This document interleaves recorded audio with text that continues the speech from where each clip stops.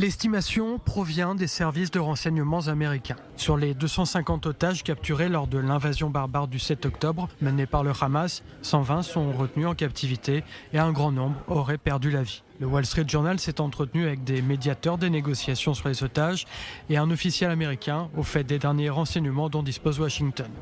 Ces derniers estiment que le nombre d'otages encore en vie est de 50. L'estimation est basée en partie sur les renseignements israéliens.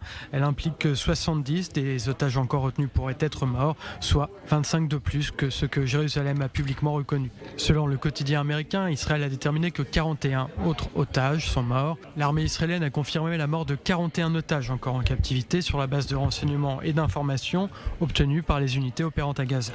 Le Wall Street Journal a interviewé le chef de l'équipe médicale du Forum des familles d'otages et de disparus, Haggai Levin. Ce dernier déclare qu'il y avait lieu d'être extrêmement inquiet. Le médecin ajoute qu'il semble que semaine après semaine, de nouveaux otages meurent, se mettent en danger ou tombent gravement malades. Dans l'enquête du journal basé à New York, les journalistes ont contacté le négociateur qui a travaillé sur l'accord de 2011 avec le Hamas qui a mené à la libération de Gilad Shalit. Il estime que le sauvetage de 4 otages le 8 juin dernier pourrait aggraver la situation des otages restants, le Hamas les déplaçant vers des lieux plus difficiles d'accès. Le Wall Street Journal ajoute que le bureau du Premier ministre, l'armée israélienne, le bureau du directeur du renseignement national des États-Unis, ainsi que les terroristes du Hamas ont refusé de commenter cette estimation.